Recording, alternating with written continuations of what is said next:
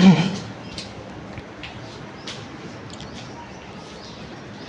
Respiration and exchange of gases के इस नए वीडियो में आप सभी दोस्तों का फिर से एक बार तहे दिल से स्वागत है। जैसा कि प्रीवियस वीडियो में हमने ह्यूमन रेस्पिरेटरी सिस्टम अंतर्गत लंग्स को शुरू किया था, उसके ओवरऑल जो स्ट्रक्चर को और जो अहम पार्ट्स हैं उसके, उन चीज़ों को हमने कवर किया था। बस इसी सीरीज़ को कंटिन्यू करते हुए आज की इस जो वीडियो है इसमें हम जानेंगे लंग्स के कुछ और भी अहम पार्ट्स या फिर कुछ और अहम टर्म्स। तो चलिए बिना किसी देरी के शुरू करते हैं आज के इस वीडियो को। तो जैसा कि आप देख सकते हैं कि मैंने एक जो है फिगर बना रखा है और हम जो एक्सटर्नली जो लंग्स है उसको क्या कैसे पार्ट्स में बांटा जा सकता है इस चीज़ को दिखाया गया है। और वही चीज़ें यानी कि प्लूरल मेम्ब्रेन के बारे में कुछ थोड़ी सी चीज़ें बताई गई हैं। तो चलिए देखते हैं। तो जो ये राइट जो लोब होता है, लंग्स दो लोब के होते हैं, राइट लोब और लेफ़्ट लोब। तो जो राइट लोब होता है कंपैरेटिवली लेफ़्ट लोब के तुलना में बड़े साइज़ का होता है, लार्ज साइज़ का होता है। इसके अलावा इसको फर्दर 3 लोब्स में, राइट जो लंग्स है वो लार्ज होता है और इसे फर्दर 3 लोब्स में बांटा गया है, यानी कि 3 लोब्स में इसे बांटा जाता है, डिवाइड किया जाता है। पर सबसे पहले ऊपरी हिस्से को सुपेरियर लोब कहा जाता है, बीच वाले हिस्से को मिडल लोब कहा जाता है, जबकि निचले वाले हिस्से को ही इन्फीरियर लोब कहा जाता है। और जो ये मिडल लोब और इन्फीरियर लोब के बीच में जो ये एक फिशर मौजूद होता है, जो एक किस्म का बाउंड्री मौजूद होता है, इसी बाउंड्री को ही ओब्लिक फिशर कहा जाता है। क्या कहा जाता है? ओब्लिक फिशर कहा जाता है। तो मिडल लोब और इन्फीरियर लोब के बीच में जो बाउंड्री मौजूद होता है उसे ही क्या कहा जाता है? ओब्लिक फिशर कहा जाता है। अब ऐसे ही अगर देखा जाए तो सुपेरियर लोब और मिडल लोब के बीच में भी एक बाउंड्री मौजूद है और इस बाउंड्री को ही हॉरिजॉन्टल फिशर कहा जाता है। क्या कहा जाता है? हॉरिजॉन्टल फिशर कहा जाता है। और जैसा कि आप देख सकते हैं कि हॉरिजॉन्टल फिशर सिर्फ और सिर्फ राइट लंग्स में ही मौजूद है। तो हॉरिजॉन्टल फिशर सिर्फ राइट लंग्स में पाया जाता है और हॉरिजॉन्टल फिशर सुपेरियर और मिडल लोब में के बीच में मौजूद होता है।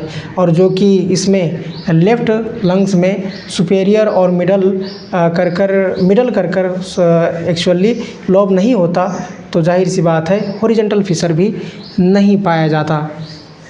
अब ऐसे अगर देखा जाए लेफ़्ट लंग को तो ये कंपैरेटिवली साइज़ में छोटा होता है कुछ इस तरह से, और ये फर्दर लेफ़्ट लंग 2 लोब्स में डिवाइडेड होता है। सुपेरियर लोब कहलाता है ये, और ये निचला हिस्सा इन्फीरियर लोब कहलाता है।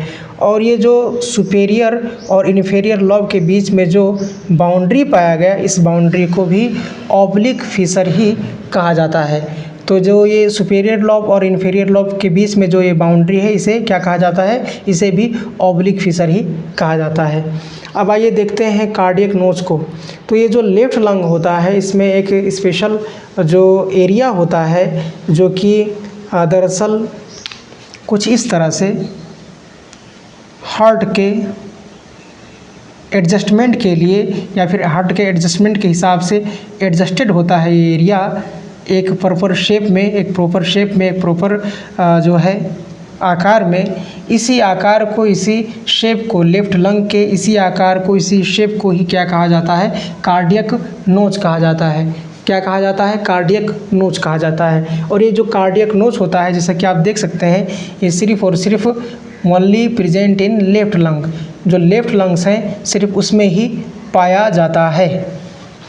अब आगे बढ़ते हैं, ऐसे ही देखते हैं लंग्स के जो 2 लेयर्स होते हैं उनके बारे में, मेम्ब्रेन होते हैं, कवरिंग होते हैं, उनके बारे में। तो जैसा कि हमने प्रीवियस वीडियो में सिर्फ इतना जाना था कि जो लंग्स होता है वो फर्दर 2 मेम्ब्रेन से कवर्ड होता है, उनके बीच में प्लूरल फ्लूइड पाया जाता है। इन चीज़ों को हमने जाना था। अब आगे बढ़कर देखते हैं उनका नाम क्या क्या है। तो ये जो आउटर लेयर होता है, आउटर जो मेम्ब्रेन होता है, इस मेम्ब्रेन को ही पेराइटल प्लूरा कहा जाता है। इसी आउटर मेम्ब्रेन को ही पेराइटल प्लूरा कहा जाता है। क्या कहा जाता है? वंस अगेन पेराइटल प्लूरा कहा जाता है। जबकि जो ये इनर मेम्ब्रेन होता है, ये जो इनर प्लूरल मेम्ब्रेन होता है इसे विसेरल प्लूरा कहा जाता है, इसे विसेरल प्लूरा कहा जाता है। तो ये तो हुआ प्लूरल मेम्ब्रेन, ये हुए दो प्लूरल मेम्ब्रेन। अब ये प्लूरल मेम्ब्रेन जब कभी भी इन्फ्लामेशन इसमें होता है, जब कभी ये स्वलन हो जाता है, सूज जाता है, तो इसके सूजने को, इसके इन्फ्लामेशन को ही प्लूराइटिस कहा जाता है, प्लूराइटिस कहा जाता है। अक्सर कर ये जो वर्ड है आइटिस, जब कभी भी ये वर्ड लगता है तो इसका मतलब ही यही होता है कि उस विशेष अंग में इन्फ्लामेशन हो गया है या फिर सूजन हो गई है, सूजन हो गया है। तो ये है प्लूराइटिस, या फिर दूसरे वर्ड में इसे प्लूरिजी भी कहा जाता है, प्लूरिजी भी कहा जाता है। तो अगर प्लूरल मेम्ब्रेन में किसी भी किस्म का इन्फ्लामेशन होता है तो उसे ही प्लूराइटिस या फिर प्लूरिजी कहा जाएगा। अब ऐसे ही प्लूरल फ्लूइड की अगर बात की जाए तो reduced friction from other organs, अन्य जो ऑर्गन्स होते हैं उनसे फ्रिक्शन से बचाता है। जैसे जब टकराते हैं तो जाहिर सी बात है क्या हो सकता है, इनके बीच में फ्रिक्शन हो सकता है, और उसी फ्रिक्शन से यानी कि अंदर के तरफ जो है लंग्स डैमेज हो सकते हैं, फ्रिक्शन हो सकता है, शॉक पड़ सकता है। तो उसी शॉक से, उसी फ्रिक्शन से, उसी घर्षण से दो लंग्स के, दो जो है ऑर्गन्स के बीच में फ्रिक्शन ना होने पाए। जैसे कि मानो यहाँ पर हार्ट है, हार्ट अगर मानो किसी कारणवश अगर इससे टकरा जाता है तो क्या हो सकता है, फ्रिक्शन हो सकता है, या फिर बाहर से अगर प्रेशर पड़ा, किसी कारणवश आपका जो थोरेसिक कैविटी है उससे टकरा जाता है, तो जो है क्या हो सकता है, फ्रिक्शन हो सकता है। तो एक्सटर्नल प्रेशर से या फिर इंटरनल किसी कारणवश किसी प्रेशर से अगर फ्रिक्शन होता है तो उस फ्रिक्शन से क्या करता है, ये ऑर्गन्स को, अन्य के ऑर्गन्स के फ्रिक्शन से जो है लंग्स को बचाता है। तो ये हुआ फंक्शन प्लूरल फ्लूइड का। तो उम्मीद करता हूँ आज के इस वीडियो में जो कुछ भी चीज़ें आपको बताई गई हैं आपको ज़रूर समझ में आया होगा। और अगर कोई डाउट है तो ज़रूर पूछें कमेंट कर, और कोई राय है तो ज़रूर दें, कोई सजेशन हो तो ज़रूर दें, और ऐसे ही इस चैनल पर बने रहें। आज के लिए इतना ही इस वीडियो में। इंशाअल्लाह अगले वीडियो में हम जो अगला टॉपिक है respiration and exchange of gases chapter का, उसे कवर करने की कोशिश करेंगे। आज के लिए इतना ही, थैंक यू।